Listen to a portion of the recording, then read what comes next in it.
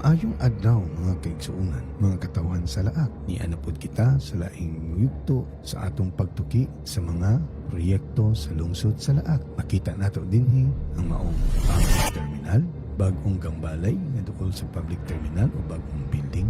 Makita usab dinhi ang ginatawag nilang Adventure Park o ang naunang gambalay o building nga nilang negosyo center karon. Ana diha makita ang 7-Eleven, DIY, BDO o uban pa. Matod pa sa atong pagtuki, atong nahibaw-an kini public terminal gipunduhan kini og 7 milyon pesos samtang ang palengke nga kantidad o 4 milyones ka pesos na pundo. aron mahimong nindot o komportable ang mga katawhan, pasahero nga mogamit sa mga terminal ug palengke.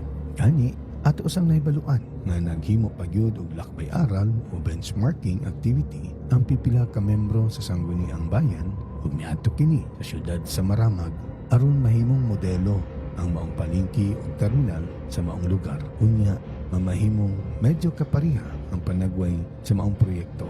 Kung imong tan-awon sa atubangan nga bahin, ang public terminal medyo nindot ug malipay ang katawan tungod kay lagi na plastar ang mga public utility buses, public utility vehicle, sama sa van, ug bus ug uban pang mga sakyanan pampasahero nga mogamit sa maong terminal.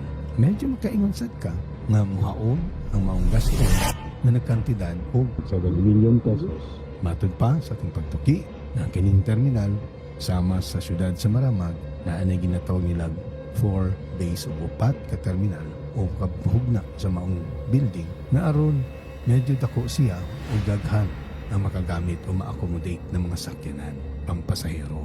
Apan dako natong pagkadismaya, ingon man ang katawhan nga matag adlaw makakita sa maong public terminal kaysa dihang libot kita sa likod, mao kana ang atong makita.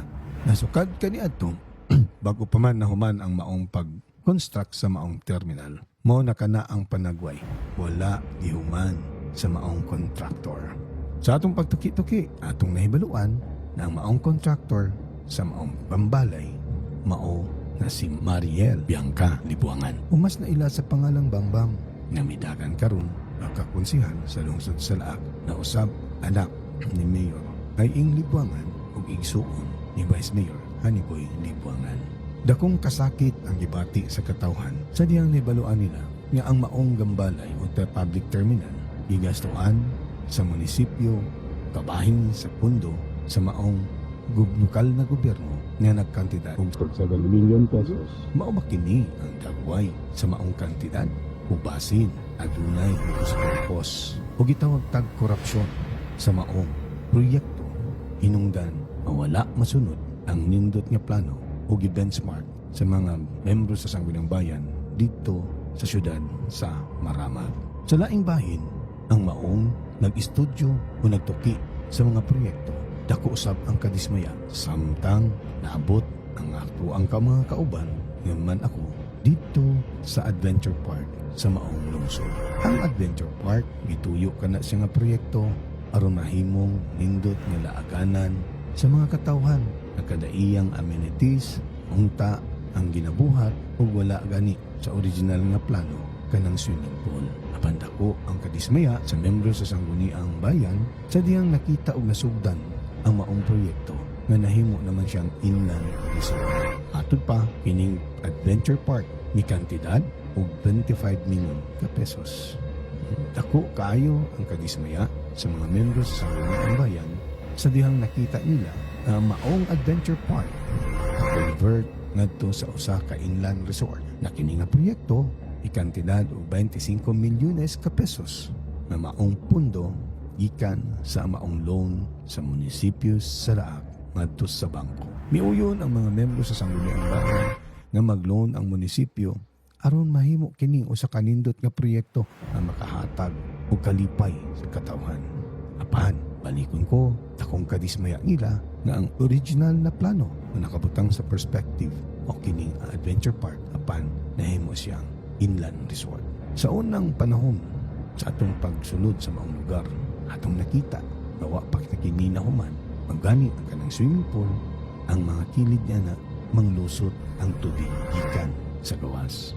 Tungod kay adunay panagpangi diha sunod sa sangguniang bayan. Nakahukom si Mayor Aing Libuangan, si Vice Mayor Haniboy Libuangan nga ipadayon ang maong proyekto apan dugangan kini og pondo na nagkantidad og 5 milyones ka pesos. Nahangtod karon wala pa gihapon nahuman ang maong proyekto. Kini usa ka lihok na pag-usik-usik sa kwarta sa katawhan tungod kay ang maong loan ginabayaran kini sa gobyerno ngadto sa bangko, gikuha ang maong bayad gikan sa 20% development funds nga diin usa ka porsyento niani maoy igahin alang sa pagbayad sa maong utang. Hangtod karon nagsige og bayad ang munisipyo na ang kwarta gikan sa mga mihoras sa tao kay mao lagi obligado ang maong gobyerno nga mobayad sa maong loan. Bisan pa man dako epekto ang loan diya sa 20% development funds, wala giig sakayan sa mga membro sa sangguniang bayan tungod lagi kaya ang tinguha ang maong adventure park makahatag og kalipay sa mga katawhan sa laak nilabi na sa mga kadaiyang pamilya na gusto magbanding-banding, maglingaw-lingaw diha sa maong adventure park. Pagkasayang sa kantidad ay mikabat na 30 milyones ka pesos na hangtod karon mao paghihapon kana ang panagway sa maong proyekto. Sa pagpadayon sa atong pagsuroy-suroy sa lungsod sa laak, atong namatikdan na adunay na bagong gambalay kilid sa terminal ug sa atong pagtuki atong nahibaluan na kini ay usa-usab sa publiko nga gambalay o building nga nagkantidad og 60 milyones ka pesos nga diin usab ang maong pundo gikuha sa bag-ong loan sa local government ug laak ngadto sa usa ka banking institution.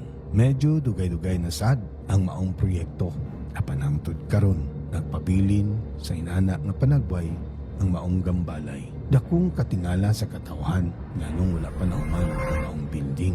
Naunta, insakto man ang pundo na nahimong loan aron dali mahuman ang maong gambalay.